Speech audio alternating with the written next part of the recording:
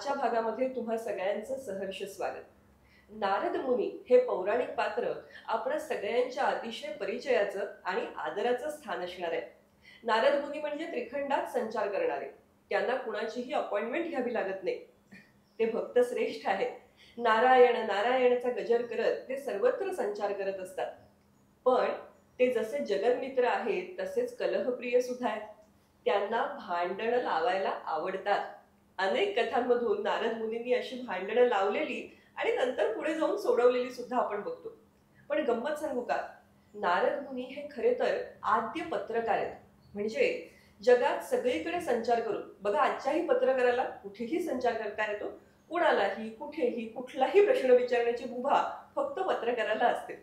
तशीच मुभा घेऊन नारद मुनींनी सगळीकडे संचार केलेला दिसतो. आणि ही त्यांनी लावलेली जे भांडणं किंवा कलह आहेत ना, ते सुद्धा त्यांची स्टिंग ऑपरेशन्स आहेत असं म्हटलं पाहिजे. जगाच्या कल्याणासाठी खरं तर त्यांची ही कलहप्रियता. पण आद्य पत्रकार म्हणून जसे नारद मुनी ओळखले जातात, तशाच अनेक आद्य गोष्टी त्यांच्या नावावरती आहेत. ते देवगायक आहेत, त्याचबरोबर ते आद्य कीर्तनकार आहेत. आणि नारदीय कीर्तनाची ही परंपरा किंवा ही धारा आजही अव्याहत वाहते आहे. महाराष्ट्रामध्ये नारदीय कीर्तन परंपरेला अतिशय प्रतिष्ठेचं स्थान आहे. मुळातच कीर्तन परंपरा महाराष्ट्रात खूप वाखाणली गेली. त्याचे अनेकविध प्रकार रूढ आहेत. म्हणजे जसं वारकरी संप्रदायामधलं कीर्तन ही एक परंपरा आहे. रामदासी संप्रदायामधल्या कीर्तनाची परंपरा आहे. राष्ट्रीय कीर्तन परंपरा ही आधुनिक काळामध्ये बहराला आलेली दिसते. पण या सगळ्यामध्ये वैशिष्ट्यपूर्ण आणि प्राचीन मानली जाते ती नारदीय कीर्तन परंपरा. नारद मुनींचा जन्मदिवस हा नारद जयंती म्हणून किंवा नारद जन्मोत्सव म्हणून साजरा केला जातो. आणि यंदा 13 मेला नारद जयंती येते आहे. तर असं वाटलं की या निमित्ताने नारद मुनींच्या पासून सुरू झालेली ही जी नारदीय कीर्तन परंपरा, तिचा आपण परिचय करून घ्यावा, तिची वैशिष्ट्य काय आहेत हे समजून घ्यावं. आणि यासाठी आपल्याला एक इतकी छान व्यक्ती लाभलेली आहे. खरं तर आंतरराष्ट्रीय महिला कीर्तनकार आहेत त्या. आणि असं म्हणतात की बायकांचं वय सांगू नये, पण आई आणि आजीचं वय नक्की जाणून घ्यावं, कारण त्यावरून आपल्याला कळतं की त्यांच्याकडे अनुभवाचा किती साठा आहे ते. त्यांची आणखी एक ओळख सांगायची तर त्यांची मुलं म्हणजे त्यांचा मुलगा अर्थात आपल्या सगळ्यांसाठी सुप्रसिद्ध गायक त्यागराज खाडीलकर आणि त्यांची सुकन्या म्हणजे आपल्या सगळ्यांची लाडकी गायिका अमृता नातू. त्यामुळे घरातच हा संगीताचा वारसा जो आहे तो पुढल्या पिढीतही सुरू आहे.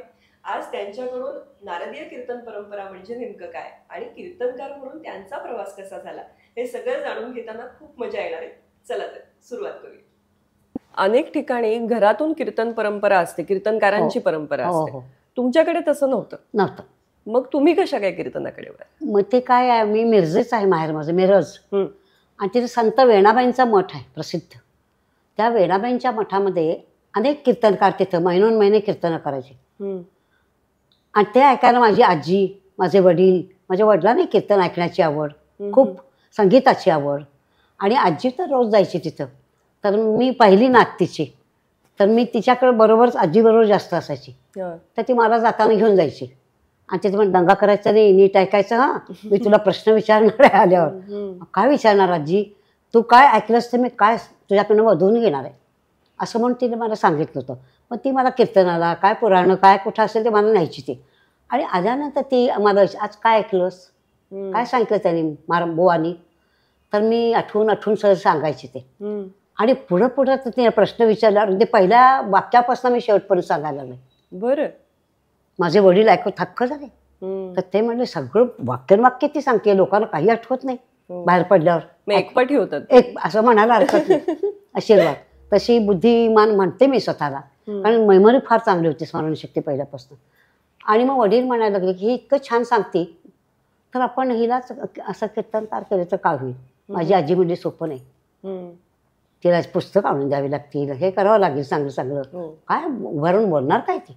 आणि गाणं तयार पाहिजे संगीत, कारण नमनाला आमचे काही किती उत्तम गायचे असे की नमनाला ख्यालापासून गायचे क्लासिकल माझ्या आधीचे कीर्तनकार, की म्हणजे ते अर्धा तास मैफलच असायची क्लासिकलची. हो. तर मग ते वडील म्हणजे मग शिकूया आपण याला गाणं. आणि मला त्यांनी शिकवण्यासाठी पहिलं साध्या क्लासमध्ये घातलं. त्यांचं नाव शामराव वाटवे, आमच्या शाळेतच होते मास्तर, ते घ्यायचे आपले. पण त्यांच्याकडनं मग त्या वाटवे गुरुंनी सांगितलं की माझं संपलं शिकवण, आता दुसरा गुरु बघा. मग ग्वाल्हेर गायकीचे वामनबुवा चाफेकर म्हणून त्यांना, म्हणजे विष्णू दिगंबरांचे गुरुबंधू. बरं. हां, मोठे, फार तयारीचे म्हणजे. आणि मग ते मला शिकवायला लागले माझ्या घरी. त्यांनी मला खूप क्लासिकल चिजा, ख्याल चिजा, नंतर तराणे, काय सगळं सगळं शिकवलं त्यांनी मला. आणि तयार झाले. मग गाण्यामध्ये स्पर्धेमध्ये माझे वडील नाव घालू लागले. माझं कॉम्पिटिशन असतात बघ गाण्याचे, आणि त्याच्यात नंबर यायला लागले सगळीकडं. मग आमची आजी म्हणजे आता कीर्तन उभं करते ना, तयारी तयारी झाली आहे, गाणं तयार आहे. ते कीर्तनाचं ऐकून ते वाचते. कीर्तन तरंगिणी म्हणून पुस्तक पुण्याच्या नारद मंदिरात मिळतात आत्ता सुद्धा. तुम्हाला कोणाला कीर्तन करायचं असेल तर तिथे आहे तुम्हाला, आणि शिकवतात नारद मंदिरात, कीर्तनकारही तयार करतात. तर सांगायचं तात्पर्य, मग वडील म्हणजे आता ठरवून टाकूया, पहिलं कीर्तनीचं ठेवूया. आणि मग ते आमच्या ब्राह्मणपुरीमध्ये मिरजेच्या दत्त मंदिर म्हणून आहे, त्या मंदिरात त्यांना विचारून, आज माझी मुलगी आता पहिल्यांदाच उभी राहते, थोडं करू दे का सेवा कीर्तन. मग ते म्हणलं करू दे ना, आमचं काय जाते. तर पेटी तबला सगळं आणलं. माझ्या वडिलांनी पहिलं कीर्तन केलं. मी 14 वर्षाची होते आणि फक्त 9वीत होते. बरं. हां, ते कीर्तन केलं. आश्चर्य वाटेल तुला, काय मला फार येतं असं नाही, पण थोडी गाण्याचा आवाज तयार झाला होता. आणि कथा सांगायची सवय आजीनं करून घेतली होती. निरूपण मला अभंगाचं सांगायचं असतं ते जरा कमी पडत होतं. पण मग लोक म्हणते काय पहिलं कीर्तन आहे, लहान आहे वयाने ती, म्हणजे आपल्या घरातल्या मुली कीर्तन करतच नाहीत, आणि स्टेजवर आम्ही पाठवत नाही त्यांना बाई म्हणून. आम्ही स्त्रियांचं लग्न करायचं डोक्यात असतं. हो, आणि आपण जे बोलतो तो काळ किती मागचा आहे. किती आता बघा, माझा 1940 साली जन्म, म्हणजे 1950-54 आसपासची गोष्ट. म्हणजे मी 57 साली SSC झाली 11वी. तो सबंध काळ बघ. मग त्या काळामध्ये बाईनी काहीही असं एकटीने पुढे येऊन करत अजिबात नाही. घरची, आणि ते मिरजेसारख्या गावामध्ये. आणि मिरजेसारख्या गावामध्ये अगदी धुणं भांडीपासून माझ्या मैत्रिणी सगळं करायच्या, अगदी अक्षरशः. आणि कुठलं गाणं कुठलं काय. आणि मग लगेच मग बघायला 16व्या वर्षीपासून सुरू. पण तुमचं लग्न पण कीर्तनाने जमलं. कीर्तन आहे. हो, तुला प्रश्न चांगला पडला. ती हकीकत ऐकायला आवडेल मला, मी ऐकलंय. हो हो, माझं कीर्तन रायबागला होतं. बेळगावकडे जाताना ज्ञानेश्वर माऊलीच्या समाधीचा उत्सव असतो मोठा, रायबाग म्हणून. तर तिथं इंदिराबाई खाडीलकर, मोठ्या गायिका, माझ्या लहानपणीचं काय विचार नको त्यांचं नाव होतं. नाट्यसंगीत, क्लासिकल, आवाज अतिशय सुंदर इंदिराबाईंचा, मधुर गोड. आणि त्यांचाही कार्यक्रम, माझा आधी कीर्तन आणि त्यांचा नंतर कार्यक्रम, गाण्याची मैफल. गाण्याची मैफल. तर आमचे वडील म्हणले हळूच, म्हणजे ते इंदिराबाई खाडीलकर उत्तम गाणारी बाई, जो कीर्तनाला ऐकायला आली तुझी परीक्षा आहे. तर मी मनात म्हटलं, देवा ताकद दे बाबा, सगळं मला येऊ दे त्यावेळेला. पण मोठं श्रोता मिळणं असा मान भाग्य लागतं ऐकायला. तर ते माझं भाग्य. त्यांना नमस्कार केला आधी. म्हणजे मला आता कळलं आपण गायिका वगैरे आहात. तिथंच कीर्तनाच्या आधी त्यांना नमस्कार केला. स्टेज नारदाच्या गादीवरून उभे राहिले आणि कीर्तन तिथं त्यांच्यासमोर केलं. आणि त्या दिवशी गायचंच ठरवलं होतं मुद्दा. म्हणजे परीक्षक इतका छान मिळाला, परीक्षक समोर बसलाय. आणि मी गायले थोडं एक नाट्यसंगीताचे 2 ओळी म्हटल्या. त्या खुश झाल्या. त्या कीर्तन झाल्याबरोबर खास बोलून माझ्याशी तरी गप्पा टप्पा केल्या. फार सुंदर कीर्तन केलं, आवाजही छान आहे, अगदी तयारी खूप आहे. काय रंजकपणे तू आम्हाला 2 तास खेळून ठेवलं. कुठं राहता तुम्ही? मग तर माझी चौकशी करायला लागल्या त्या. आणि मग नंतर मग वडिलांची माझी ओळख करून दिली असं तसं. तर वडिलांना त्याने विचारलं, लग्न वगैरे मॅरेज करणार का लग्न? तर वडील अजून कीर्तनाचं चालू आहे आणि आता लग्नाचं बघायचं. पण तिचं कीर्तन ज्या घरामध्ये चालेल तिथं मी मुलगी देणार, त्याच्याशिवाय नाही. लग्न झालं तिचं बंद झाल्यावर उपयोग काय? आमच्या घरी चालत नाही, बेलत नाही. कोंडमारा माझ्या मुलीचा करायचा नाही मला. हे फार माझ्या वडिलांना मार्कात लक्षात ठेव. त्याच्याशिवाय नाही, मला दुसरं बघायचंच नाही. आणि मग आमच्या इंदिराबाईंनी आमचा पत्ता मिरजेचा घेतला आणि मिरजेला त्या दर्ग्यामध्ये गाय द्यायच्या. विरासाहेबाचा दर्गा आहे, तिथं होतो मोठा उत्सव गायकी. तिथे हिराबाई बडोदेकर, सरस्वती राणे, म्हणजे भीमसेन जोशी सगळे, बसवराज, त्यात इंदिराबाईंचे कार्यक्रम असतात मिरजेमध्ये. आणि वडील मला हे सगळं ऐकायला न्यायचे. खरं सांगू, माझे वडीलच गुरु आहेत माझे. हे सगळं शिकवणं, माझ्यासाठी कष्ट घेणं, त्यांच्याशिवाय नाही काय झालं नसतं. मी तशी बुजरी होते फार पहिल्यांदा, तर कापायची स्टेजवर. बोलायचं सुद्धा म्हणजे कुणा माणसाशी हे अगदी म्हणजे आधी तोंड उघडायचं म्हणजे मला हेच वाटायचं. पण ह्या माझ्या वडिलांना मार्कात त्या कीर्तनाच्या माध्यमातून इतकी बडबडी झाली की मला सर्व उद्देश चैन पडत नाही. ते आता कीर्तन तुला सांगते ते सुरू झालं आणि इंदिराबाई आमच्या घरी आल्या. निर्जेला आमचा वाडा आहे, मी पटवर्धन आहे मॅची, जुना वाडा आहे. आणि आल्या घरी आमच्या चहा पाणी झाल्यावर म्हटलं म्हणजे आपल्या मुलीचं लग्न करणार आहात का? ते म्हणजे मुलगी म्हणजे करायलाच पाहिजे की, तिला काय घरी नाही ठेवायची. पण योग्य म्हणजे तिचं कीर्तन वगैरे हे सगळं तिच्या नवऱ्याला सुद्धा आवडलं पाहिजे. तिचा सासूला आवडत उपयोग काय? बरोबर आहे. त्याच्याशिवाय मी ते करणारच नाही घरी. मग इंदिराबाई म्हणजे माझा मुलगा सिव्हिल इंजिनियर आहे, भूतानला असतो, त्यालाही संगीताची वगैरे आवड आहे. पण कीर्तन काय आमच्या घरातल्या लोकांनी कोणी पोरांनी ऐकलेलं नाही. पण आम्ही चालू ठेवू, मी वचन देते. आणि त्यांनी सांगितलं मग मागणीच घातली. मग खर्च वगैरे तुम्ही खूप श्रीमंत वगैरे असं, तर त्यामुळे आम्हाला काही नको, ही गुणी मुलगी द्या. वा. कारण मला एक आता माझी इच्छा आहे की माझ्याजवळ संगीत आहे ते माझ्या पुढच्या पिढीत जायला पाहिजे.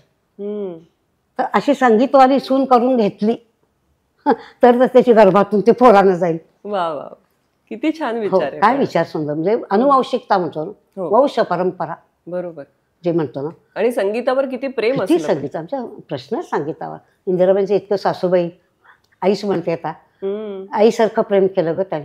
कार्यक्रमाला मला पाठवणं, साथीला नसतं साथीला बसणं. महिना नारद मंदिरात कीर्तनं केली मी. त्या येऊन राहायच्या. ही लहान होती माझी मुलगी अमृता, खूप छोटी. कुठेही कार्यक्रमाची इतकी मदत झालेली आहे, सासरे पण येऊन राहायचे. मग असे सगळे मिळून मस्त मला सगळ्या फॅमिलीने मदत केली.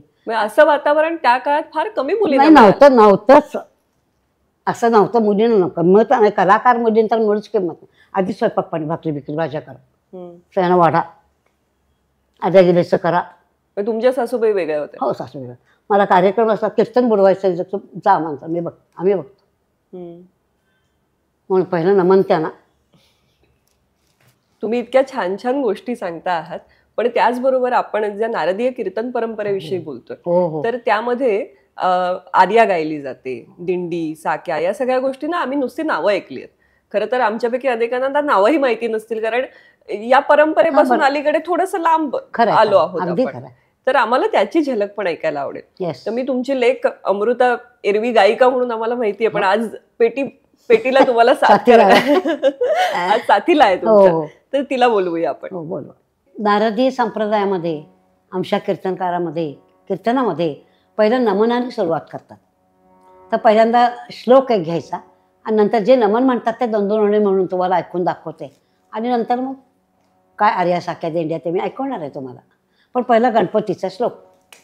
हा वक्रतुंड महाकाय सूर्यकोटी समप्रभ निर्विघ्नं कुरु मे देव सर्वकार्येषु सर्वदा.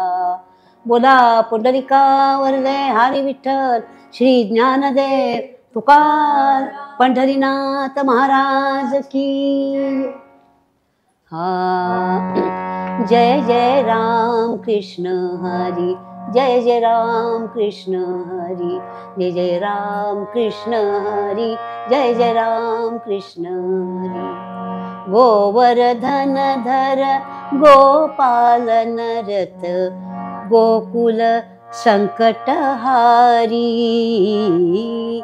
गोकुल संकटहारी. जय जय राम कृष्ण हरी, जय जय राम कृष्ण हरी. त्याच्यानंतर आम्ही सद्गुरूला आवाहन करतो, कृपा करा म्हणतो. ये सद्गुरुराया कीर्तनी, ये सद्गुरुराया राया, ये सद्गुरुराया कीर्तनी, ये सद्गुरुराया राया. मती मंद मी काहीच नेणे, मती मंद मी काहीच नेणे, सांख्य अथवा न्याया कीर्तनी, सांख्य अथवा न्याया कीर्तनी, ये सद्गुरुराया राया, ये सद्गुरुराया कीर्तनी, ये सद्गुरुराया राया. आता तिसरं म्हणतो ते कीर्तनाच्या नमनामध्ये.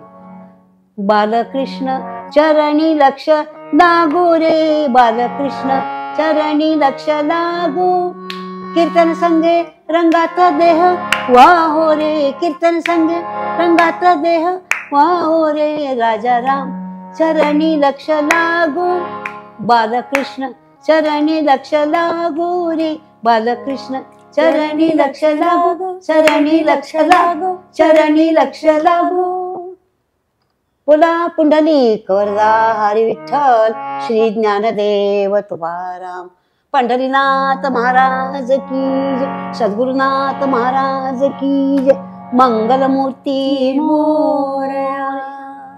आणि मग एक श्लोक सुरुवातीला म्हणतो आणि मग आम्ही अभंग निरूपणाला जो अभंग घेतो तो घेतो. मग हा म्हणतो आम्ही तुम्ही श्रोते कारण बसलेले ऐकणारे श्रोतेजन फार महत्वाचे आहेत. ते नसले तर कुणासमोर कीर्तन करणार म्हणून श्रोते फार महत्वाचे आहेत. कुठल्याही कार्यक्रमात घ्या म्हणून कीर्तनाला कसा फुल माणूस आला पाहिजे ऐकायला म्हणून त्यांना पहिलं वंदन नमन किंवा तुम्हीच देवाची मूर्ती आहे तसं म्हणणं श्रोत्यांना तुम्हीच भगवंत आहात तुम्ही स्वतः आमचं माझं कीर्तन ऐकताय आणि माझ्यावर खुश व्हा म्हणून असं म्हटलेलं आहे. तुम्ही श्रोते जगदीश मूर्ती तेथे माझी व्युत्पत्ती किती बुद्धिहीन अल्पमती सलगी करीतसे पंढरीनाथ महाराज की जय. आता पूर्वरंगाला अभंग घेतो. तो काय म्हणायला नको तुम्ही ऐकत असाल ऐकलेली असाल त्यातून त्याच्यावर निरूपण त्याचा अर्थ अभंगांचा सांगतो आणि मग नंतर मध्ये बुक्का असतो लावायचा असतो. पूर्वरंग झाल्यानंतर बुक्का कुठेतरी येतं मंदिरातले लोक येतात लावायला आम्हाला फुलांचा हार घालतात गळ्यामध्ये आणि तेव्हा कीर्तनकाराच्या मनात येतं आता बुक्काही लावलाय आणि गळ्यामध्ये फुलांचा हार घातलाय आता हार जायचे नाही हार जायचे आणि बुक्का आता बुक्के मारायचे जे योग्य प्रबोधनासाठी समाज सुधारण्यासाठी जे बोलतील बेधडक बोला म्हणून तो उत्तररंग जो आमच्या आता कथा सांगण्यासाठी दिला. उत्तररंगामध्ये नारदी संप्रदायामध्ये सुंदर कथा सांगायची असतात आणि त्यासाठी मध्ये बुक्का आणि हार आणि मध्ये कोणी गायन करायची इच्छा तर गातो कोणीतरी पिटीवाले सो आमचे कधी कधी गातात. थोडक्यामध्ये आपल्याला कळलं की नारदी संप्रदाय आता सुरू झालेला आहे पूर्वरंग झाला आता उत्तररंग जसा जीवनामध्ये सुद्धा माणसाचा पूर्वरंग असतो आणि हा आता माझा उत्तररंग चाललेला आहे कारण खूप म्हातारी मिळतो 85-86 वर्षाची कीर्तनकार मुलाखत देते आपल्याला पांडुरंगाच्या कृपेने एवढी ताकद आहे बरं त्याला मार्कायचं आहे असं. मग उत्तररंगामध्ये जी कथा सांगायची ती मग संतांची म्हणा पुराणातल्या काही कथा असतात नंतर ज्या ज्या म्हणजे नारदांनी सांगितल्या आपल्याला कथा नारदांनी व्यासांना जे उत्तेजन दिलं आणि व्यासांनी ज्या अनेक कथा लिहिल्या शुकांनी लिहिल्या म्हणजे भागवतात अनेक कथा आहेत महाभारतातल्या कथा आहेत त्या सांगता येतात आपल्याला रामायणातल्या गोष्टी सांगता येतात किती सांगून किती लोक इतका आमच्याजवळ कथांचा संग्रह असतो कीर्तनकाराजवळ. तर मग प्रसंग बघून हे बघून ते कथा लावतो. कृष्ण जन्माला कृष्णाची कथा राम जन्माला रामाची कथा हनुमंताच्या जन्माला मारुतीची कथा म्हणजे असं सगळं आम्ही कीर्तनकाराचा निवडत असतो आणि नारदांची अशी आज्ञाच आहे मला त्या दिवशी त्यांचंच चरित्र गुणगान गायचं आणि त्याप्रमाणे उत्तरंगामध्ये आमचं सुरू होतं कीर्तन. तर कधी कधी पहिल्यांदा ते आर्येनं सुरुवात होते कथाभागाला तर तुम्ही आपल्याला आर्य म्हणून दाखवते. भक्ती विणन वशनो हे भक्ती विण वशनो हे वीणाने वा मृदंगनादानी कन्यादान फलाते कन्यादान फलाते पावे कैसा मृदंगनादाने रामा राम राम हरे हरे रामा राम राम राम हरे हरे राम राम. ही आर्या झाली. आता साकी भक्तराज तो मध्यम मध्ये भक्तराज तो ब्राह्मण होता भक्तराज तो ब्राह्मण होता धर्मात्मा दामाजी बेदर भूपति सेवा करके बेदर भूपति सेवा करके विठ्ठल पद सो राजी राजा राम कहो जी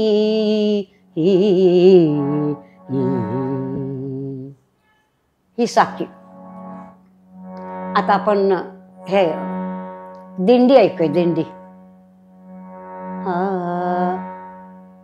मध्यम घे, मध्यम. हा सूर्यवंशी उत्तान पादराजा, सूर्यवंशी, हा सूर्यवंशी उत्तान पादराजा, रूपवंती पै त्यासी दोन जाया, रूपवंती पै त्यासी दोन जाया, कनिष्ठेसी अत्यंत प्रीतिमाया, वरिष्ठ राणीची पडो न दे छाया, सूर्यवंशी उत्तान पाद राजा. त्याला म्हणतात दिंडी. आता कटाव ऐकवतो कीर्तनाचा आम्ही कसा म्हणतो. पंढरपूर के द्विजवर मिल सब, दामाजी दरवाजे, या मी कबोलती खडे रहो तब, विचार मन मोआये, हाथ जोड़ कर ठाडे विप्रस, हाथ जोड़ कर ठाडे विप्रसब, दामाजी दरवाजे, धन दौलत नहीं मागत जाता, धन दौलत नहीं मागत जाता, अन्न अनाथ को दीजे, अन्न अनाथ को दीजे, अन्न अनाथ को दीजे, पंढरपूर के द्विजवर मिल, पंढरपूर के द्विजवर मिल सब. हा कटाव. आणि आता श्लोक काही ज्ञानेश्वर माऊलींचे वगैरे आम्ही घेतो कीर्तनामध्ये. तर ते कसे असते. अगा वेदविद जरी झाला, अगा वेदविद जरी झाला, तरी माते नेणता वाया गेला, कणू सांडोनी उपनिला कोंडा जैसा. माऊली ज्ञानेश्वर महाराज की जय. ही ओवी. आणि वामन पंडितांचे पण आम्ही श्लोकाचा वापर करतो. श्लोक वामनाचा मजा यायची त्याच्यामध्ये. एकच ओळ बघा आणि चारदा तीच ओळ म्हणायची आणि प्रत्येक ओळीचा अर्थ निराळा. आश्चर्य काही काय बुद्धिमान माणसं वामन पंडित. आता हे कीर्तनासी नर हो तुम्ही जागा, कीर्तनासी नर हो तुम्ही जागा, कीर्तनासी नर हो तुम्ही जागा, कीर्तनासी नर हो तुम्ही जागा. पंढरीनाथ महाराज की जय. आपला अर्थ लक्षात आला असेल. कीर्तन जिथं चाललंय तिथं पहिल्यांदा घरात ना निघून घराच्या बाहेर पडून जा, हाकला स्वतःला आणि मंदिरात कुठं चाललंय कीर्तनाला जाऊन बसा. हे पण कीर्तनासी नर हो तुम्ही जागा, जा तिथं चालू आहे कीर्तन. दुसऱ्या वेळीच कीर्तनासी नर हो तुम्ही जा आणि गा. कीर्तनकार मधून भजन करायला जय जय विठ्ठल म्हणा सगळेजण. श्रीराम जय राम जय राम श्रीराम म्हणजे म्हणायला होतात. काही माणसं म्हणतात समोर बसून अशी बसतात. मग वामन पंडित म्हणाले तिथे जाऊन बसायसारखं बसू नका, तिथं जा आणि गा. कीर्तनकार म्हणतो तर भजन टाळ्या वाजवा मोठ्यांदा, आणखी मुखाने मोठ्यांदा भजन. काय आनंद मिळतो पहा भजन करताना. आणि रंगून जा. तिसरी ओळ कीर्तनासी नर हो तुम्ही जागा. कीर्तनाला गेल्यानंतर तिथं झोपा काढू नका. काही माणसं तिथे गेलं की खाली मान घालतात. कीर्तनकाराला वाटतं काय मन लावून ऐकतोय हो, अगदी खाली मान घालून अगदी माना हलवून ऐकतोय. बघितलं त्याच्या वाकून डोळे मिटून तो घोरत असतो. म्हणून कीर्तनाला जाऊन झोपा काढू नका, जागे राहा. आणि कीर्तनासी नर हो तुम्ही जागा. हा नरदेह मनुष्य देह हाच कीर्तन करण्यासाठी आणि श्रवण करण्यासाठी हा एकच जन्म आहे की जो मनुष्याच्या जन्माला येतो. माणूस म्हणून जगतो, माणूस म्हणून जन्माला येतो. नाही तर 84 लक्ष योनी फिरून आपण माणसाचा देह मिळतो आणि अतिशय आपल्याला तो भाग्याने मिळतो. तो वया दौडू नका, तिथं जा आणि गा आणि हे शरीराचा उद्धार करून द्या. म्हणजे कीर्तनासी नर हो तुम्ही जागा. कीर्तन नरदेह हाच आपली जागा आहे उद्धार मोक्ष मिळवण्यासाठी, परमेश्वराला मिळवण्यासाठी. बाकी इतर प्राणी बघा की त्याचं काय रोजचं जीवन आहे. इशी मम्मा अंगाई दुसरं काय आहे का जीवनात काही. फक्त माणसाला विचार बुद्धी दिली, विवेक दिला म्हणून मनुष्य हा सगळ्याच प्राण्यामध्ये अधिकार गाजवू शकतो. मनुष्य प्राणी सगळ्या वाटेल त्या प्राण्याला आपल्या काबूत ठेवू शकतो. काय वाटेल ते करू शकते. माणसाजवळ पॉवर आहे. मग असा देवाने तुम्हाला इतका मनुष्य जन्म दिल्यानंतर तुम्ही त्याला विसरणार. अतिशय चुकीचं आहे. कीर्तनकार नेहमी जागं करतो आणि नारदाने आमच्या हेच केलं. ब्रह्मदेवाचा मुलगा म्हणजे सत्ययुगापासून सृष्टी निर्माण झाल्यापासून नारद मुनी काम करतायत. तर प्रत्येक युगामध्ये त्यांची कथा आहे. प्रत्येकाला जागं केले, मार्गदर्शन केले, उद्धार केलाय. शेवट अभंग आम्ही भैरवीत म्हणतो, हे शिदान देगा देवा तुझा विसर न व्हावा, गुण गाईन आवडी हेची माझी सर्व जोड, नरगे मुक्ती धन संपदा संत संग देगा सदा, तुका म्हणे गर्भवासी सुखे घालावे अम्मासी, विठ्ठल विठ्ठल विठ्ठल पंढरीनाथ महाराज की जय. हा पूर्ण अभंग म्हणायचा आणि मग आरती म्हणून संपलं कीर्तन. पौराणिक कथा, संत कथा, ऐतिहासिक कथा, म्हणजे अगदी राष्ट्रभक्तांच्या, क्रांतिकारकांच्या सुद्धा आम्ही कथा लोकांना पुन्हा पुन्हा सांगतो. त्यांचं चरित्र का देशासाठी लढले म्हणून शिवाजी महाराजांच्या कथा सांगतो, झाशीच्या राणीच्या कथा सांगतो, अहिल्याबाई होळकरांचं राज्य कसं त्यांनी सुंदर केलं हेही सांगतो. आणि किती दानशूर जसा येईल तिचा हात मोठा अहिल्याबाई. कुठल्याही क्षेत्राला जा, अहिल्याबाईने आपल्यासाठी एक हे बांधलेला आहे, उतरायला जागा, आश्रम, म्हणजे असं इतकं त्यांनी सोय केलेली आहे. आणि अशा ह्या बायकांची कथा, संत जनाबाई काय, संत मुक्ताबाई काय, संत कान्होपात्रा, सगळ्यांची चरित्र सगळे, कोणाला मी वर्ज्य करत नाही. अगदी क्रांतिकारक, देशभक्त, राष्ट्रभक्त आणि पौराणिक कथा, महाभारतातल्या कथा, हे सगळं आम्ही सांगतो. आणि त्यानिमित्ताने श्रीकृष्णाची चरित्र, रामांची चरित्र, रामायणातल्या कथा, हे सगळं आम्ही ऐकवण्याचा प्रयत्न करतो. आणि त्यामुळे कीर्तनकाराला अभ्यास करावा लागतो, खूप वाचन करावं लागतं. आणि गुरु चांगले मार्गदर्शक भेटले तर आणखीन तुमचा उद्धार होतो. तुम्ही आता सांगितलं त्याप्रमाणे तुम्हाला म्हणजे माहेरीत तर उत्तम साथ मिळाली, तशीच सासरी पण छान साथ मिळाली. आणि त्या काळामध्ये तुम्ही आंतरराष्ट्रीय कीर्तनकार झालात. खूप ठिकाणी, वेगवेगळ्या ठिकाणी, अमेरिकेत कीर्तनाचा दौरा केला, कॅनडात गेलात, लंडनला जाऊन आलात, मॉरिशसला पण तुम्ही कीर्तन केले. पण या सगळ्याबरोबर भारतात त्या काळात तुम्ही एक महत्वाची कामगिरी कीर्तनाच्या माध्यमातून तुम्हाला बजावताय, तर पंजाबमध्ये. तर त्याविषयी थोडं सांगायला पाहिजे, फार महत्वाचं आहे. कारण अमेरिका, इंग्लंड, कॅनडा काय कोणी जातं असं मी म्हणेन आता. नाही पण खरं आहे, तेही त्याच्या मागे मुलाच आहे. पण तरी कीर्तनकार म्हणून बोलावं हे म्हणजे महत्वाचंच आहे. पण तरी सुद्धा पंजाबचा दौरा अविस्मरणीय माझ्या आयुष्यातला. खरोखर एक प्रकारे तू म्हणतेस तर लढाईच होते ती, युद्ध. म्हणजे आम्ही घाबरतच पंजाबमध्ये शिरलो होतो. त्या निंदाने मारायचं प्रस्ताव वाढलं होतं, खूप त्रास देत होता तो.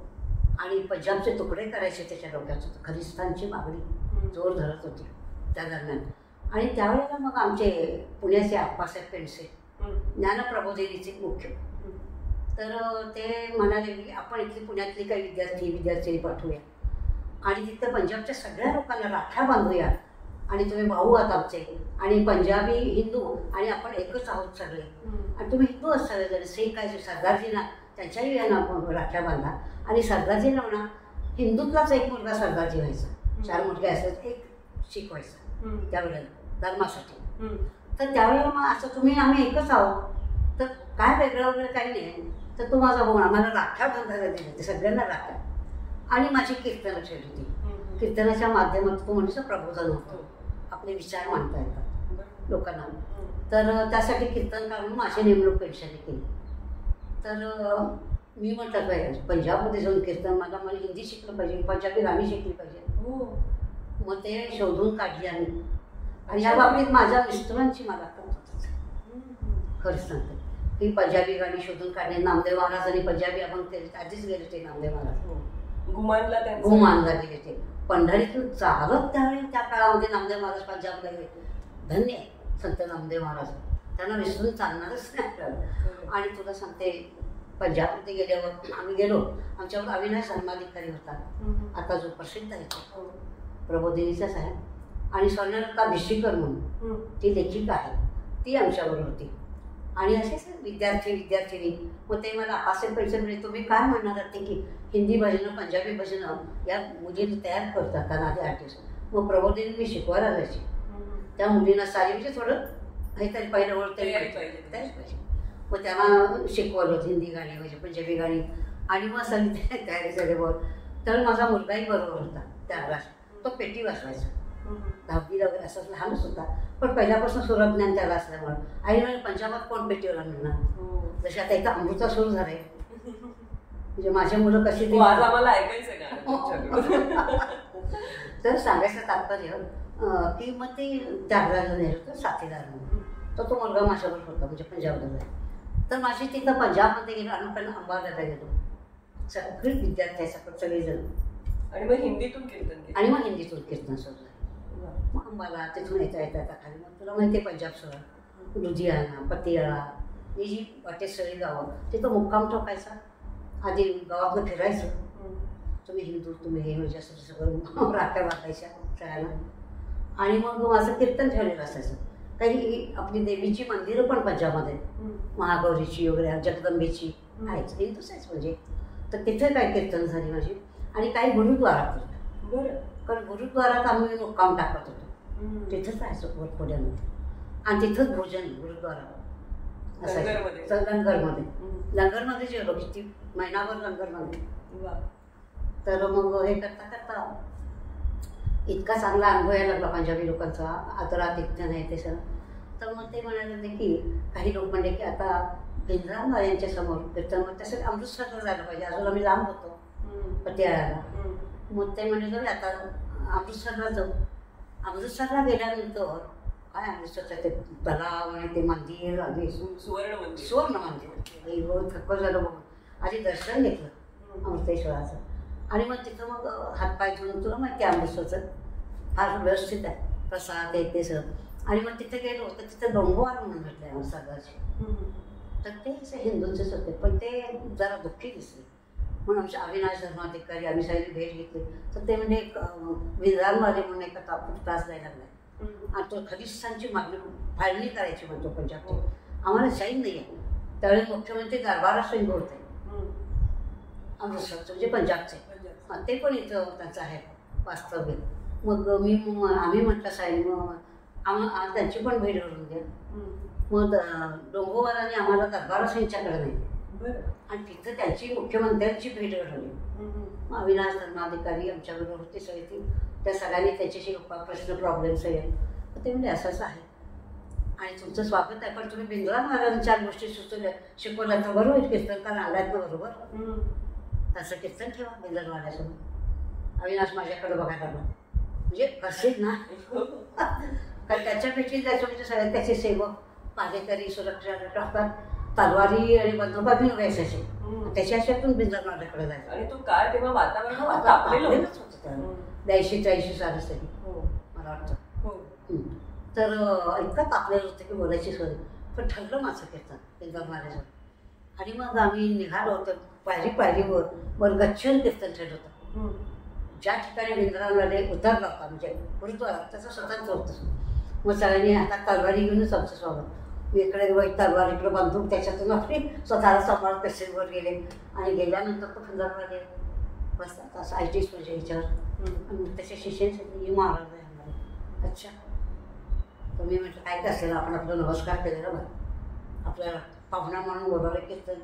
आणि मग त्याला नमस्ते जी म्हटलं लालमारे जी आपका आशीर्वाद चाहिए कीर्तन करने के लिए. हां बरोबर म्हणला. आणि मग तिथं आमचं कीर्तन माझं त्याच्यासमोर माझा मुलगाच पेटीला साथे त्यालाच. आणि तिथं ते शीख होते ते तबल्याला बसले. काही शीख लोकांना तबला उत्तम यायचं असे मला अनेक लोक भेटले वाटत पंजाबी. गुरुद्वारामध्ये गायन सारखं. पण पेटी कमी लोकांना येते हार्मोनियम वाजवायला हे वाजवायला जास्त येतं ताल असं नाही का. पण तिथं पंजाबी मनुष्य मिळाला आणि कीर्तन सुरू झालं. मी तेव्हा पंजाब ह्याच्याकडे बिंद्राकडे टाळी हळूच बघायची झांजली. तर तो ऐकत होता माणसं शेजारी. आणि मग करता करता म्हटलं मी आज संत नामदेव महाराज जी का अभंग देने वाली हूँ गा रही हूँ. हमारे पंढरपुर के विठोबा के भक्त विठ्ठल के उसका अभंग मैं गाने वाली हूँ उसका अर्थ आपको कहने वाली हूँ. असं म्हटल्याबरोबर नामदेवजी का असं तो त्याने मला विचारलं. हाँ नामदेवजी का. ओ अब तो मैं ऊपर बैठ के नहीं सुन सकता. तो खाली बसला. आश्चर्य वाटायचं तो धक्का बसला मला की नामदेव महाराजांना हा मानतो बेंगलमध्ये. तिथंच माझ्या लक्षात आलं की हा कीर्तन ऐकणार आहे. आणि मग पुढे त्याच्यासमोर कीर्तन झालं प्रसाद दिला. आणि त्यांनी सगळ्यांना सांगितलं की या विद्यार्थी त्यांना साड्या द्या माझ्यातर्फे आणि खायला प्यायला मिठाई वगैरे भरपूर देऊन खूप बिंदार महाराजांचं माझ्या पाया पडून स्वागत केलं. त्यामध्ये नामदेव महाराजची का आपण अभंग गाया धन्य हो गया. नामदेव महाराज नाही तो शीख धर्म मी नाही निकलता. नामदेव महाराज साहेबामध्ये पण त्यांची पद आहे ना. गोष्ट साहेबामध्ये नामदेव महाराजांचे अभंग तर आम्ही मानतोच त्याला, म्हणजे आमचे गुरुच आहेत त्या. असं काय ना, संत नामदेव महाराजांच्या एवढं आम्ही सगळे वाचलो, आमचं स्वागत बेंद्रान महाराजांच्याकडून झालं. आणि मग हा सगळा संदेश घेऊन आम्ही इंदिरा गांधीला भेटायचं ठरवलं. पंजाबमध्ये फिरत होतो, लोकांची मतं काय वगैरे घेऊन असं तसं घेऊन. आणि बेंद्राची डोंगरवालांची भेट, ही सगळी भेटी इंदिरा गांधीला पंतप्रधान होत्या त्या, त्यांच्या कानावर घालायच्या. पण त्यांच्या भेटीची वेळ घेतली आणि त्यांच्याकडं आम्ही अविनाश वगैरे आम्ही सगळेजण गेलो भेटायला. आणि मग त्यांनी खूप स्वागत केलं इंदिरा गांधी यांचं. आणि खूप त्याला अहवाल अविनाश असं देऊन दिला. माझी कीर्तन वगैरे हे सगळं सांगितलं. तर तो आमच्या सगळ्यांची जवळ इंदिरा गांधींना सगळं. खरोखर माझं प्रेम आहे इंदिरा गांधीच्या होते. एक स्त्री असून, आणि स्त्री आहे म्हणून मला अभिमान आहे त्यांचा फार. अहो मला काय नाही करू शकत. तसं मला असं वाटतं की मी ब्राह्मणपुरीतली मिरजेची एक मुलगी आज इथं दिल्लीतून कीर्तन, ह्याच्या पंजाबमधून कीर्तन करते.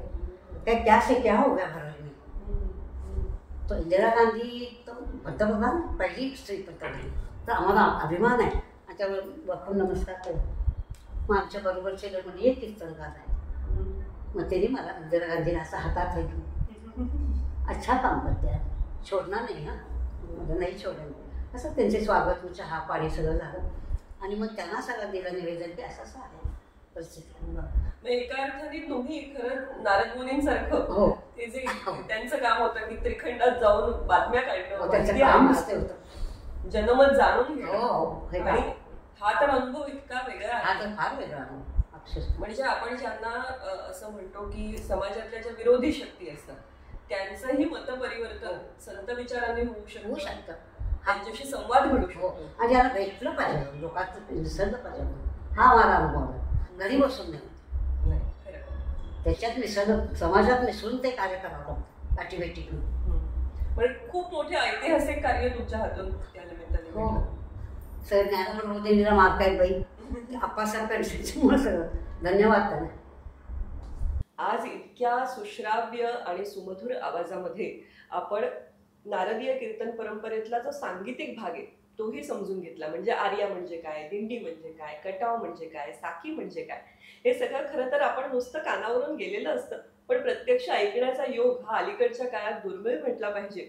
तो आजच्या या आपल्या गप्पांमध्ये जुळून आला. आणि त्याचबरोबर एक महिला कीर्तनकार, खरं तर कीर्तनकारच काय करू शकतो याचं मला वाटतं आपण जे अनुभव ऐकले पंजाबमधले आणि एकंदरीतच हे किती सुंदर होते.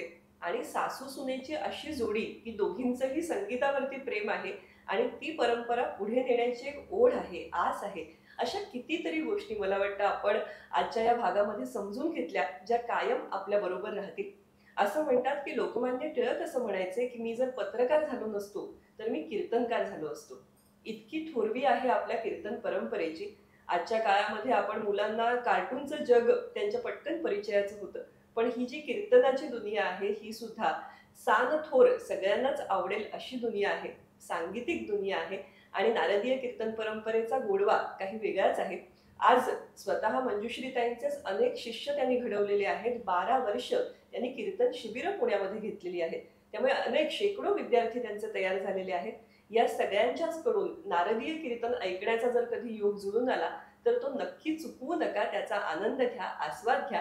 आणि आपल्या या कीर्तन परंपरेविषयी जगाच्या पाठीवर जिथे कुठे मराठी माणूस आहे त्यांच्यापर्यंत ही माहिती पोहोचवण्यासाठी अर्थातच आजच्या भागाला पसंती द्या, त्याचा प्रचार करा. आणि या वाहिनीचे अजून जर सभासद झाला नसाल तर सभासद व्हा. अर्थात लाईक, शेअर आणि सबस्क्राईब करा मधुरा वेलणकर साटम या आपल्या YouTube वाहिनीला. भेटूया पुढच्या भागात. नमस्कार.